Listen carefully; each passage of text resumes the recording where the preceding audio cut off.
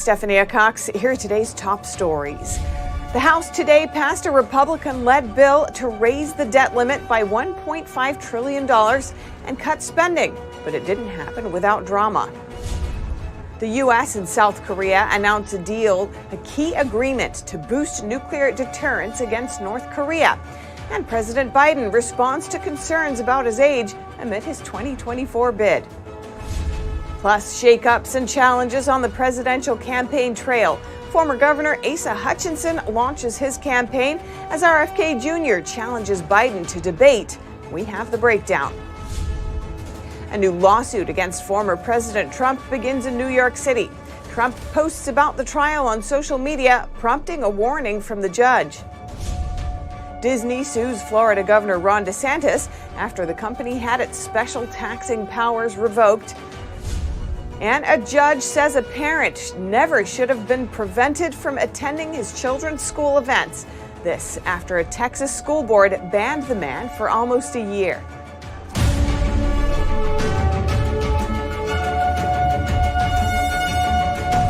The House today passed a Republican-led bill to raise the debt limit by $1.5 trillion and cut spending, but it didn't happen without drama. NTD's Melina Weisskopf has been following this closely. Melina, what's the latest, and how did this vote unfold this evening? Well, first of all, we have tens of thousands of U.S. So this bill did pass this evening, but only by a hair. There were 4 Republicans who still voted against this bill, who were skeptical over the past couple of weeks. Now, this bill, dubbed by Republicans as the Limit, Save, and Grow Act, essentially raises the nation's debt by $1.5 trillion while also cutting from Democrats' key priorities, such as Biden's student loan forgiveness program, as well as the recently granted money given to the IRS. It also tightens work requirements for Americans to receive social welfare programs, social welfare benefits. Now, Speaker McCarthy, right after that bill passed, he came out and explained why he thinks this is a step forward for our nation's fiscal responsibility, and we'll also show you Democrats' response to this argument. Take a look. We're going to grow this economy by making us energy independent again and getting more people, encouraging them back to work. The sad part here is now the Democrats need to do their job. The president can no longer ignore by not negotiating. This goes back to those tax cuts from Bush in a time of warfare, goes to the Trump tax cuts, and it goes to the pandemic spending. That's the bill that's in front of us. Now, there were some skeptical Republicans leading up to today's vote, and one of those skeptical Republicans that we heard from last Friday is Congresswoman Victoria Spartz. So she was originally undecided on this bill. Today, she showed up in support of the bill, but she told me she still wished for some more bipartisan cooperations. Here's what she told me. We collected $4 trillion of revenue last year. Our mandatory automatic spending is $4 trillion. From roughly $2 trillion discretionary spending, that 80%, which is all in debt, like 100% of it in debt, 80% is not even authorized by Congress. And I was hoping that we could maybe find common ground and take some issues like site neutrality, fraudulent overbilling of Medicare, totally, bipartisan issues. Now, the fact that there were skeptical Republicans leading up to today's vote over the past couple of weeks, that skepticism from the Republican Party did lead to some last-minute changes in this bill. Some of those changes are with regards to tightening up work requirements for receiving social welfare benefits, such as, for example, the food stamp program, as well as making sure that some clean energy tax credits were still included in this bill, but House Leader Steve Scalise told me that none of the changes were substantive. Now, as far as this bill moving forward, this is essentially Republicans' opening proposal for negotiations with President Biden because Democrat leader over on the Senate side, Chuck Schumer, says that this bill is dead on arrival in the Senate, and we also saw a veto threat from the White House just yesterday. So essentially, another bill will have to be written, or this one will have to be reformed in order for it to get Democrat buy-in in the Senate and from the White House to move forward. But essentially, this is Republicans' effort to force President Biden to come to the negotiation table and put pressure on him to raise the debt ceiling with stricter spending measures attached to it. All right, thanks, Melina. And vowing to deter nuclear threats from communist-controlled North Korea, President Biden announces a new agreement with South Korea. and he reacts to concerns over his 2024 bid. NTD's Iris Tao has more from the Rose Garden. The U.S. and South Korea announcing a key new agreement on Wednesday to deter rising threats from North Korea. As part of the pledge, the U.S. will send nuclear submarines to South Korea for the first time in 40 years. Our mutual defense treaty is ironclad. They're particularly important in the face of DPRK's increased threats.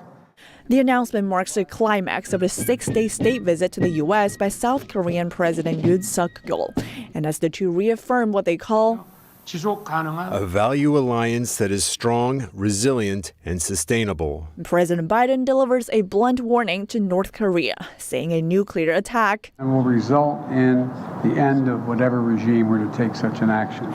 And in return for the submarines, South Korea is reaffirming its commitment to not develop its own nuclear weapons. Meanwhile, the move to strengthen alliance with South Korea comes as the Biden administration is pivoting to focus more on the Indo-Pacific region, especially as China is expanding its influence and increasingly posing threats to Taiwan. We discussed our work together on promoting peace and stability in the Taiwan Straits. Domestically, Biden's facing headwinds as he announces his 2024 bid. And on Wednesday, he responded to concerns about his age and his mediocre performance in polls. People are going to find out, they're going to see a race, and they're going to judge whether or not I have it or don't have it. That's as he reacts to the question. You've said you can beat Trump again. Do you think you're the only one? I may not be the only one, but I know him well, and I know the danger he presents to our democracy. Reporting from the White House, Iris Tao, NTD News. The latest in the presidential race, former Arkansas Governor Republican Asa Hutchinson formally launched his presidential campaign today, pledging to bring out the best of America. How does his experience compare with other candidates and potential candidates? We hear from constitutional attorney and former senior advisor to President Trump, Jenna Ellis, for her take on this and other candidate developments. Jenna Ellis, welcome to our show. Thanks so much for coming on again. Now, former Arkansas Governor Asa Hutchinson formally kicked off his presidential campaign today. He's entering a crowded field of GOP contenders, many of whom have larger war chests and better name recognition. But he's touting his extensive experience as what sets him apart. What do you make of his chances? Well, his experience does include being a former U.S. attorney, former member of Congress, and of course, the former governor of Arkansas.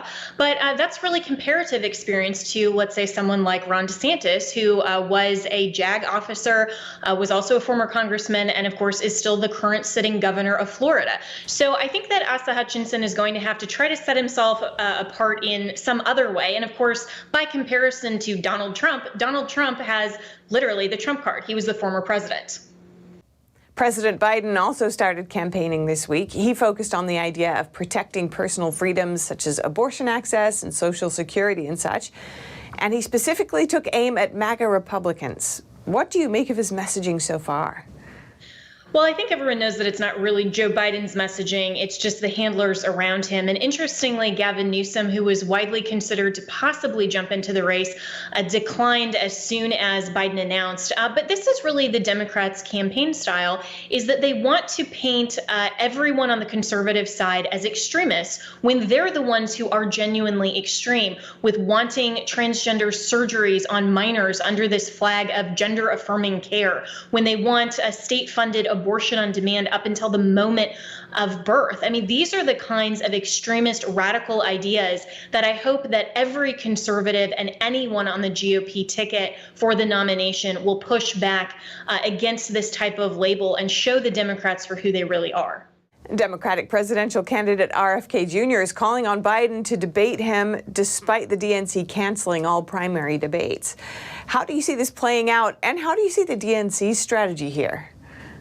Well, the DNC is treating Joe Biden like the incumbent that he is, but I think it's very unfortunate that they're saying that they're not going to give people like RFK Jr. and any other Democrats that want to enter the race an opportunity to actually go up against Joe Biden. Listen, America has a very valid and sincere question about Joe Biden's mental health status and whether or not he's even capable of being the president for another 4 years. And so on the debate stage, especially for a Democratic primary. I think that RFK Jr. is right to push this issue and to call Joe Biden out and demand that he debate. Trump also recently said that he may not debate in the GOP's primaries. On Truth Social, he asked why he should open himself to being libeled and abused in debates overseen by what he called hostile networks with angry Trump and MAGA-hating anchors. Your thoughts on that? Well, that certainly didn't stop him from any of the debates in 2016. And unlike Joe Biden, Donald Trump is not the incumbent. This is an open Republican primary. And so I think for Donald Trump to act like he is entitled to the nomination when we have a primary for a reason is a bad strategy. And I don't think one that will ultimately serve him well.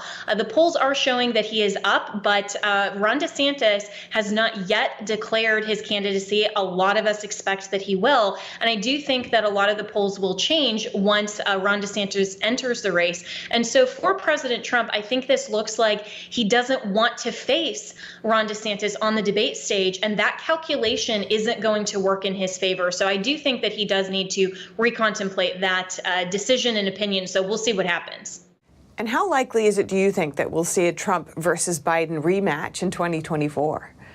Well, I think it's still a long way away from the Republican primary, and I'm going to be very interested to see what the polls show and how there may be this new silent majority that is for Governor DeSantis that may not have said so openly yet because he hasn't declared. So a lot of things can change a lot of time still. And so while right now Trump is the clear frontrunner, a lot of things can change.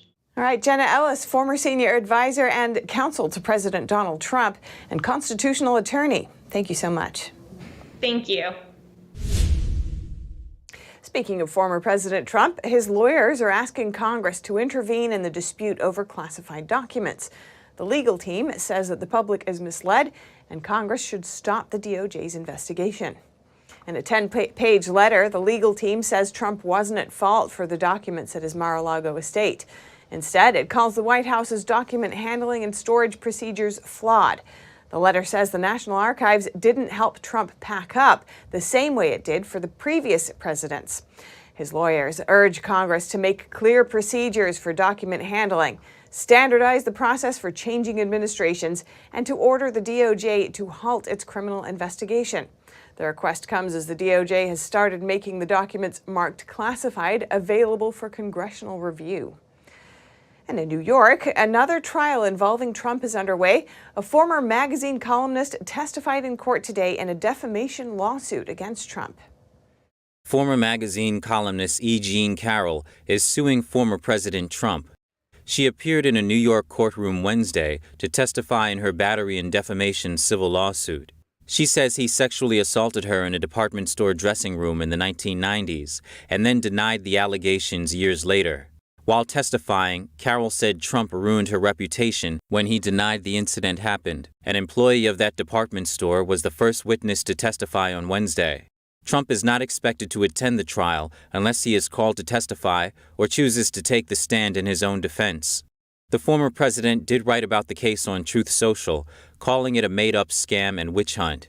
He said Carroll's lawyer is, quote, a political operative financed by a big political donor. The judge told Trump's attorneys to warn the former president about making comments about the case on social media. If Trump continues to post about the trial, the judge said Trump could face a new source of potential liability. A jury was selected Tuesday, and opening statements began later in the afternoon. The trial is expected to last up to 2 weeks. And in Florida, the conflicts between Governor Ron DeSantis and Disney have reached another level. The House of Mouse announced a lawsuit against the governor today. In a federal lawsuit filed on Wednesday, Disney accused Florida Governor Ron DeSantis and his hand-picked oversight board of weaponizing their political power to punish the company. The lawsuit came minutes after the oversight board voted to nullify an agreement Disney had struck with its previous board in February. The vote essentially took away self-governing powers from Disney. The entertainment giant said in the lawsuit, Disney finds itself in this regrettable position because it expressed a viewpoint the governor and his allies did not like. In America, the government cannot punish you for speaking your mind.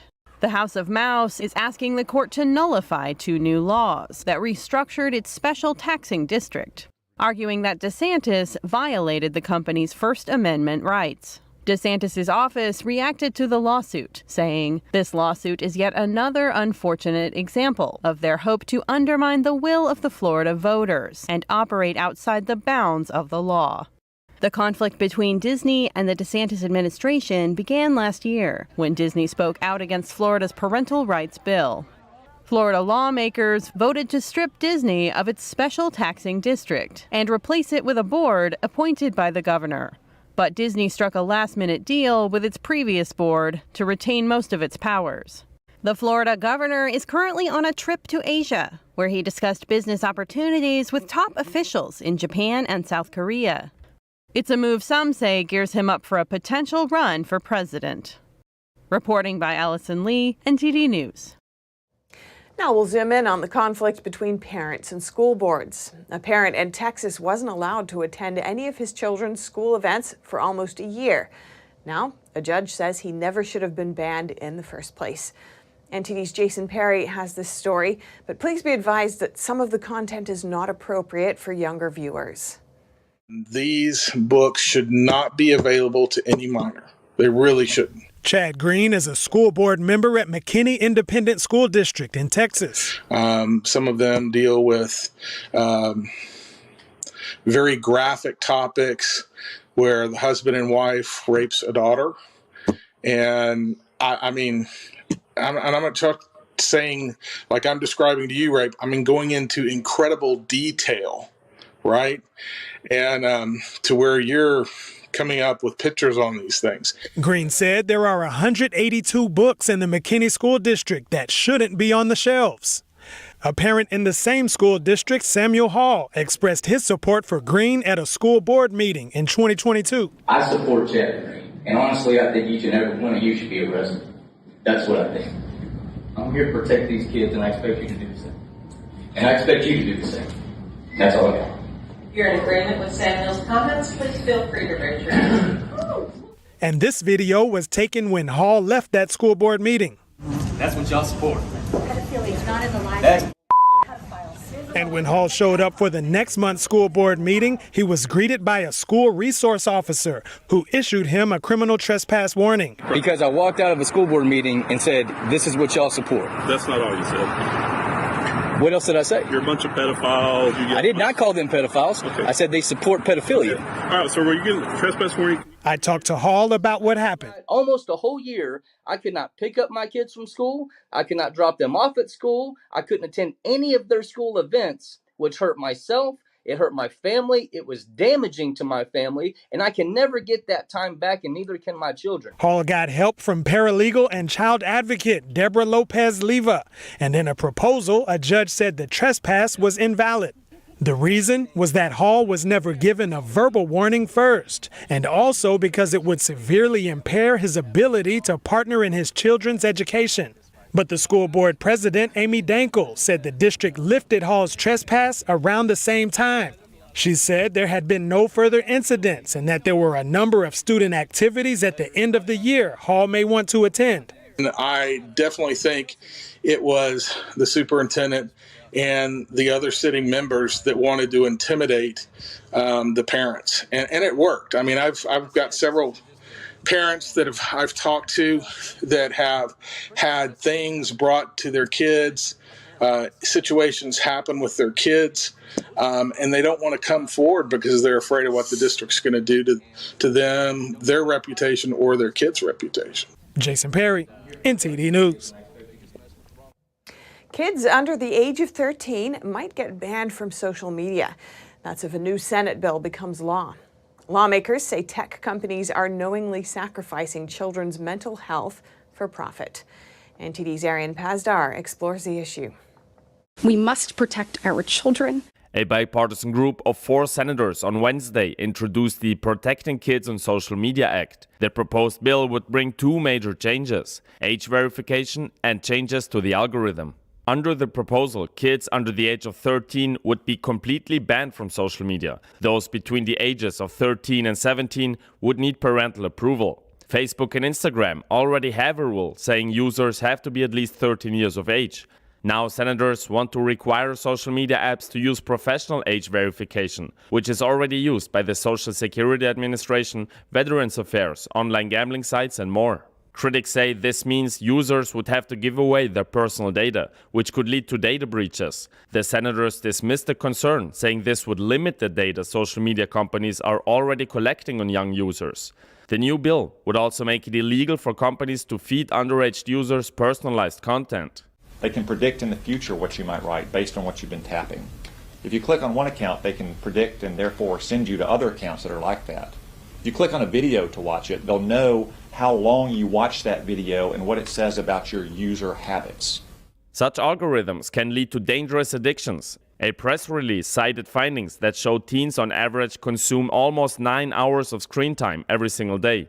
And much of the content shown by algorithms is negative. You get high engagement by a high degree of polarization and upset. And so the business model is the more we upset kids, the more money we make. This week, Epoch Times California insider spoke with Nick Janicki, who is with Jing World. Jing World is a new tech platform with rules such as no violence, no criminal activity, nothing harmful, and nothing erotic. As a humanity, we have to have technology for good, we have to have AI for good. Everything we do has to be for the benefit and the morality of humanity.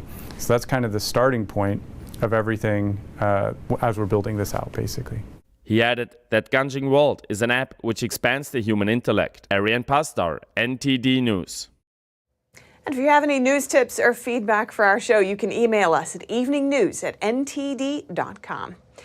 And coming up, a former Harvard professor is paying the price for lying about his close relationship with China. And in the WNBA, just a few weeks from the season start, will Brittany Griner be back to her all-star self? That update and more when we return.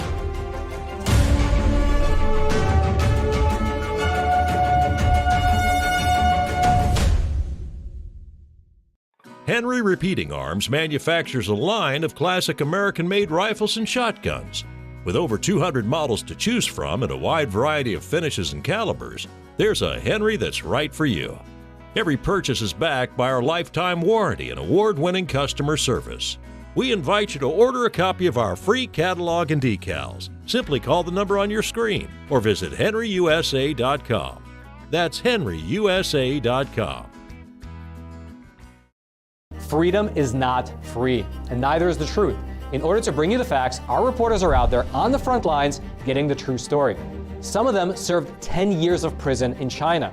We've been censored on social media. Our Hong Kong printing offices were set on fire, and we've been repeatedly attacked by the Chinese Communist Party. But no matter what, we believe that you deserve the truth, and so we'll continue to bring the truth to light. Head on over to getepic.com and try honest journalism that is based in truth and tradition. We'd love to have you on board.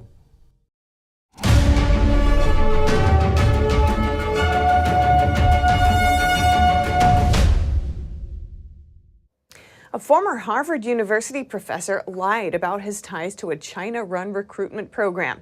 He was sentenced to 2 years of supervision today and given a hefty fine. Charles Lieber has to pay a $50,000 fine and $33,600 in restitution to the IRS. He was also sentenced to 2 years of supervised release, with the first 6 months in home confinement. Lieber is the former chair of Harvard's Department of Chemistry and Chemical Biology. He was convicted in December 2021 of 6 felony counts, including making false statements, filing false tax returns, and failing to file reports for a foreign bank account in China. In short, he supported Chinese scientific and technological development while hiding his involvement and also receiving millions in federal funding to work on sensitive U.S. research. His attorney asked the judge to spare his client prison time, citing Lieber's decade-long battle with blood cancer. And now to sports news. Here's NTD's Dave Martin with today's top stories. Thank you, Steph. WNBA star Brittany Griner is back practicing with her old team, the Phoenix Mercury, ahead of the new season. But after being detained in Russia for the better part of a year, it's anyone's guess as to where her game is at. Teammate Diana Taurasi, though, shared a glimpse into her progress Tuesday, telling ESPN, quote, "I think she's progressed. I mean, when you don't do anything for 10 months, yeah, it's a long strain on your body, mentally, physically, but every week you see her getting a little bit better." Griner was detained at a Russian airport in February of 2022 on drug possession charges. She was eventually convicted and sentenced to 9 years hard labor before the U.S. freed her in a prisoner swap last December. By February, the 6'9" Griner had officially signed with the Mercury to play the upcoming season, which starts on May 19. And in the NFL, Aaron Rodgers made his first statements today as the newest member of the New York Jets, calling it a surreal day. The four-time MVP made no promises about playing beyond the upcoming season, but he did comment at the sight of their lone Super Bowl III trophy from way back in 1969, saying it was looking a little lonely. Now, not only is it their only title, the Jets haven't even made the postseason in a dozen years. And for your sports viewing schedule tonight, plenty more playoff action. First in the NBA, big night, 4 games on as the Lakers play at Memphis up 3-1. Cleveland hosts New York down 3-1. Miami plays on the road at Milwaukee with a 3-1 lead.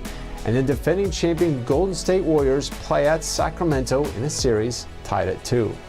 And for you hockey fans, 2 Game 5s tonight as Boston looks to finish off Florida up 3-1 and Colorado hosts Seattle in a series tied at 2 games apiece. And finally, for you baseball fans, 8 games on tonight, including one with the reigning NL Cy Young winner, Sandy Alcantara and the Florida Marlins, playing the Braves in Atlanta. And that is it for your sports news today. Steph, back to you. Thanks, Dave. And that's all for today's news. Thanks for tuning in. I'm Stephania Cox. Good night.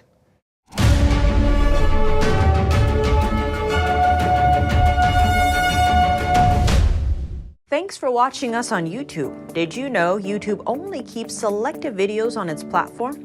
So if you want to make sure you get the full picture, just subscribe to our newsletter. Go to newsletter.ntd.com and sign up. It's free.